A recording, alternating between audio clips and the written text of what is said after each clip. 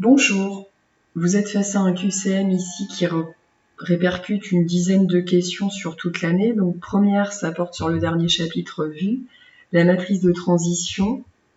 Alors ici, il y a une partie que je vais corriger sur ce document et une partie sur un document où je détaille davantage. 0,15. Donc là, 0,15 pour le premier. 0,85, alors on voit pas très bien, mais c'est 0,85. Et en dessous, 0,28 et 0,72. Et puis vous fermez pour que ça fasse une matrice de transition. Deuxième question. On va vous demander donc de remplir avec les proportions données dans le texte. Vous savez que 52% des habitants vont de A vers A. Donc ici, vous allez mettre 0,52.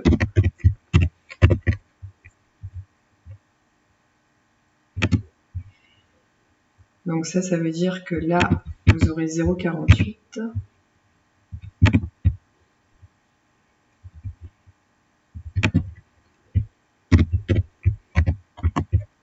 94% des habitants restent de B dans B, donc vous allez avoir une boucle avec une proportion de 0,94 et l'autre 0,06.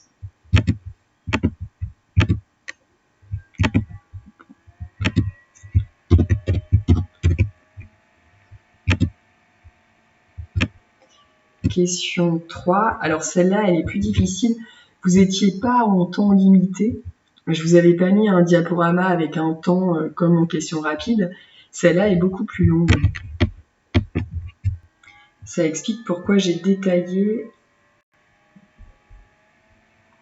Alors c'est pas là, c'est là. Donc pour celle-là, j'ai détaillé à cet endroit. Parce que pour celle-là, vous avez besoin de trouver un état. Donc un état à l'instant 3. Déjà, il faut essayer de comprendre un petit peu ce qu'on vous dit, parce que si vous cherchez à avoir un état à l'instant 3, il faut déjà connaître l'état initial. Ensuite, il faut connaître la matrice de transition. Alors la matrice de transition, elle n'est pas très difficile à obtenir, vous en avez l'habitude aujourd'hui. Par contre, l'état initial, il n'est pas évident de le décrypter quand on lit le texte. On sait qu'à l'instant 1, c'est ça l'état initial, c'est l'instant 1, le système est dans l'état 1. En fait, il faudrait imaginer un système un peu comme un interrupteur de lumière. Vous allumez, vous éteignez, vous allez changer d'état. Vous allez passer d'un état 1 à un état 2. Eh bien, vous êtes sûr qu'au départ, vous êtes dans l'état 1. Sûr, ça veut dire que vous avez ici une probabilité de 1 d'être dans l'état 1. Donc une probabilité de 0 d'être dans l'état 2. Et ça va être votre état initial pour votre système. Ça explique pourquoi moi je pars avec un état initial qui va être une matrice ligne de 1, 0. Et vous cherchez à partir de ça la probabilité de se retrouver dans l'état 1 à l'instant 3. Alors déjà, il faudrait chercher ce à quoi correspond l'instant 3. Alors l'instant 3, je rappelle que pour passer de l'instant 1 à l'instant 3, il va falloir faire tourner, entre guillemets, 2 fois. Ça va correspondre à une matrice de transition qu'on va élever au carré. Mais vous n'allez pas tout de suite trouver la probabilité que le système se trouve dans l'état 1.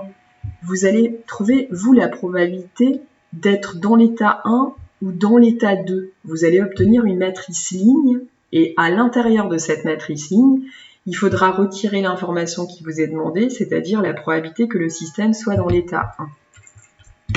Ça correspond à la dernière partie du cours qu'on a vu avant les vacances. On cherche la probabilité qu'il se trouve à l'état 1 à l'instant 3, ça c'est ce que je viens de vous dire. Donc on va chercher deux états qui se sont succédés. Et pour cela, on va calculer donc l'état initial multiplié par notre matrice de transition qu'on a élevée au carré, parce que deux états se succèdent. Alors là, j'ai pris la calculatrice pour faire le carré.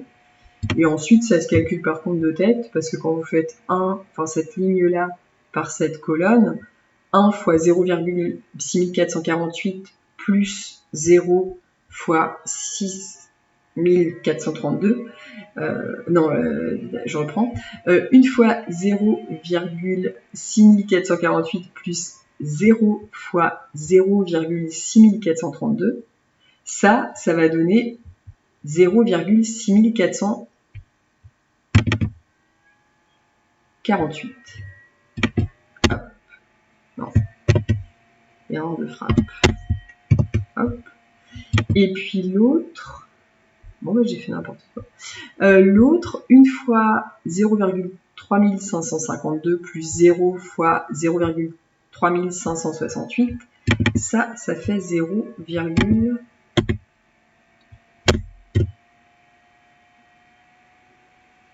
alors, qu'est-ce que j'ai fait?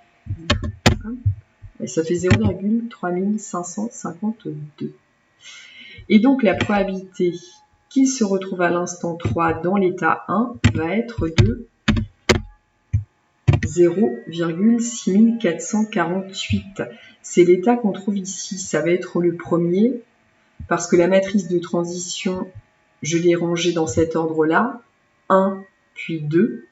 Donc, 1, puis 2. Donc, la probabilité d'être dans l'état 1 se lit ici.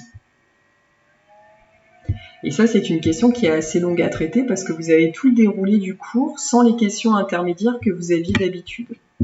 On vous demandait la matrice de transition, après on vous donnait la formule, et bien là, vous n'avez pas ça. Alors, question suivante, on retourne sur le produit matriciel qui va intéresser tous ceux qui vont faire des maths l'année prochaine. Et on vous demande la valeur de C3,2. Alors, C3,2, ça va correspondre à ce qu'on obtient quand on multiplie la troisième ligne avec la seconde colonne. Donc, troisième ligne de la première matrice avec seconde colonne de la deuxième matrice. Donc, troisième ligne, c'est ça. Seconde colonne, c'est ça. Si là, j'observe, ça va faire 1 fois 1 plus 3 fois moins 4. Donc, 1 fois 1 plus 3 fois moins 4. Et ça, parce que vous n'aurez pas, je laisse un petit peu de temps pour ça, je ne vais pas l'écrire ensuite, ça va être masqué quand je vais passer à la diapo suivante. Ça fait moins 11.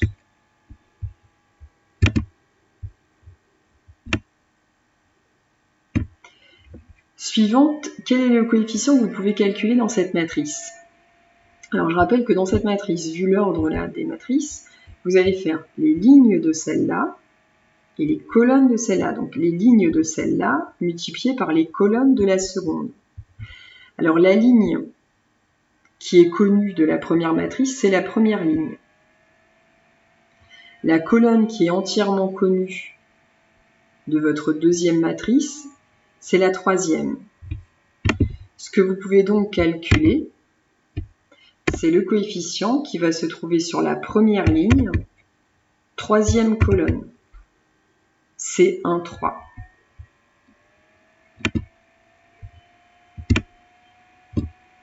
Chaîne dans un graphe. Alors là, il y en a plein. Donnez une chaîne de ce graphe contenant exactement 7 arêtes distinctes. Et on donnera la liste des sommets numérotés comme sur le dessin. Alors, on en a énormément. J'en donne une. Alors, 1, 2, 3, 6, 5, 8, 7 et 6. Et on va voir si ça répond au problème. 7 arêtes. 1, 2, 3, 4, 5, 6. Donc déjà, j'ai bien 7 arêtes. Ça, c'est mes 7 arêtes, ça va correspondre à mes 7 petits traits. Reste à voir si c'est bien distinct. Donc ça, on peut regarder sur le dessin. Je vais de 1 vers 2, puis de 2 vers 3, puis de 3 vers 6. Pour l'instant, je ne suis pas repassée sur une arête déjà envisagée. De 6 vers 5, de 5 vers 8, donc pour l'instant tout va bien, de 8 vers 7 et de 7 vers 6. Là, j'ai une chaîne qui comporte 7 arêtes distinctes. Et vous en avez sans doute d'autres parce qu'il y en a plein ici possible. Calculez le produit A fois B à la main. Alors ça, je l'ai fait, mais j'ai pas entièrement fait. Donc A fois B, c'est là. Donc A fois B, il va falloir multiplier première ligne, première colonne, etc. Donc ça fait 1 fois moins 2 plus 2 fois 1. Ça fait 0 pour le premier coefficient. Ensuite, ça fait 1 fois moins 3 plus 2 fois 0. Moins 3 pour le second coefficient. On passe à la deuxième ligne dans cette matrice. Moins 1 fois moins 2, ça fait 2. Plus 1 fois 1, ça fait 3. Moins 1 fois moins 3, ça fait 3. Plus 1 fois 0, ça fait 0. Et voilà notre matrice A fois B.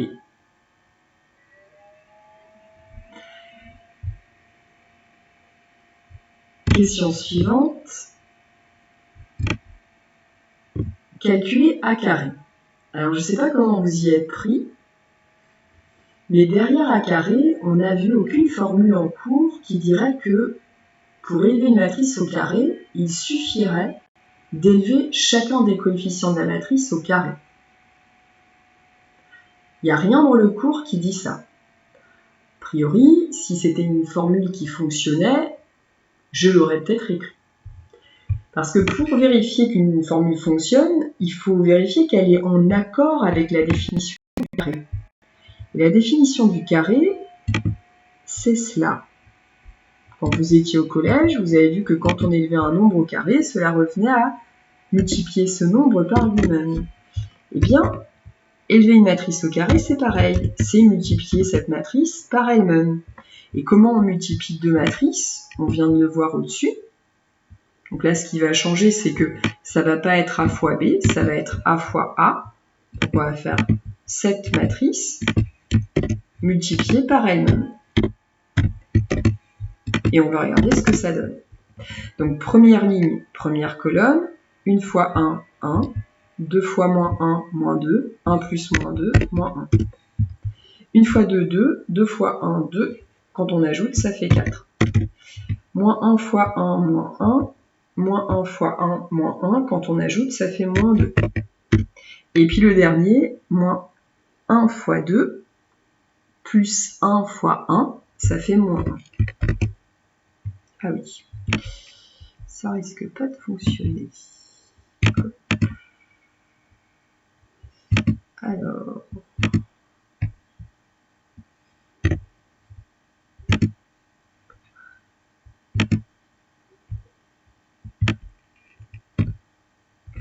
je vérifie.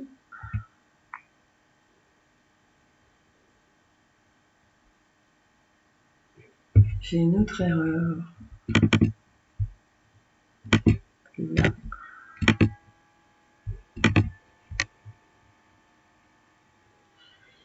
Alors, si vous avez inventé une propriété qui dit je prends les coefficients de la matrice A, j'élève au carré, puis ça va me donner A carré.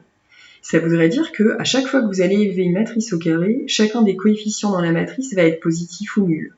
Parce que quand on élève au carré des nombres réels, ça donne des positifs ou nuls. Bon ben là, on s'aperçoit en faisant A fois A, qui est, je rappelle, la définition qu'on a donnée en cours de A carré, parce qu'on l'a défini à un moment donné dans le cours, ce que c'était qu'une puissance de matrice.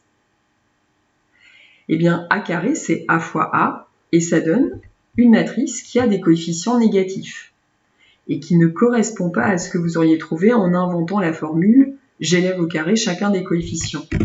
Attention, ça c'est une erreur hyper classique. Attention, donc, A carré, ça se calcule en faisant A fois A. Et il n'y a pas de formule plus simple, il n'y a pas de recette miracle. Même quand on élève au cube, ça reste compliqué. Élever à la puissance 4, à la puissance 5, et ben ça veut dire refaire tous ces calculs. C'est pour ça qu'une partie des bases des mathématiques dans le supérieur, ça va justement être d'essayer de voir si on ne peut pas aller plus vite pour calculer des puissances de matrices, parce que sinon c'est super long.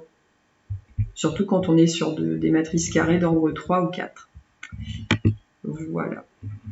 Donc maintenant, question suivante.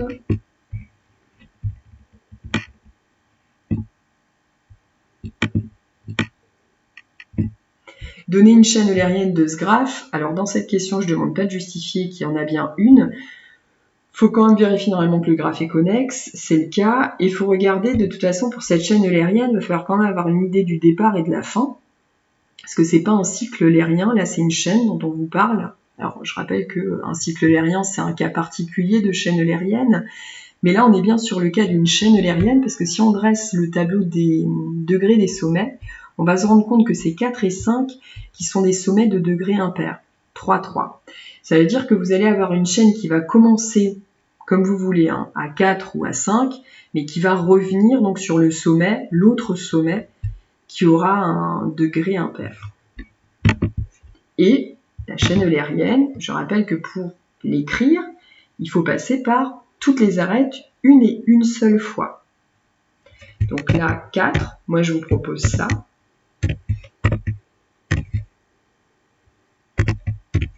Après, je vais vérifier avec vous que ça fonctionne. Je rappelle que vous, sur votre feuille, enfin si vous avez tiré ce document, mais à mon avis ça coûte cher en papier, c'est de repasser en couleur sur chaque arête. Donc là, moi je vous propose ça. Alors déjà, on peut regarder donc combien d'arêtes on a dans ce graphe. Donc 1, 2, 3, 4, 5, 6, 7, 8. 1, 2, 3, 4, 5, 6, 7, 8. Bon, si je ne me suis pas trompée en comptant, ça doit correspondre. Reste à voir ensuite si je passe bien une et une seule fois. Donc de 4 vers 3, de 3 vers 2, de 2 vers 1. Donc là, j'ai fait tout le tour là, de ce côté-là. De 1 vers 3, donc je passe vers l'intérieur. De 3 vers 5, je suis de nouveau à l'intérieur. 5 vers 2, je passe sur une espèce de bord. 2 vers 4 et 4 vers 5. Là, normalement, j'ai bien ma chaîne eulérienne. Je pars du sommet 4 pour aller vers 5, les deux seuls sommets possibles. Et je suis passée par toutes les arêtes une et une seule fois. Suivant, donner une chaîne fermée de ce graphe contenant exactement 3 arêtes distinctes. Il y en a plein des possibles. Donc une chaîne fermée, ça veut dire qu'on va revenir à notre point de départ. Il y en a plein de possibles parce qu'il suffit de chercher tout ce qui va être en forme triangle. Moi j'ai choisi lui là, 1, 4, 5. 1, 4, 5 et je dois revenir sur mes pas. Comme ça j'ai 3 arêtes, elles sont distinctes et ma chaîne est fermée parce que je reviens sur le 1. C'est une possibilité, il y en a plein d'autres. Et c'est fini. Merci et au revoir.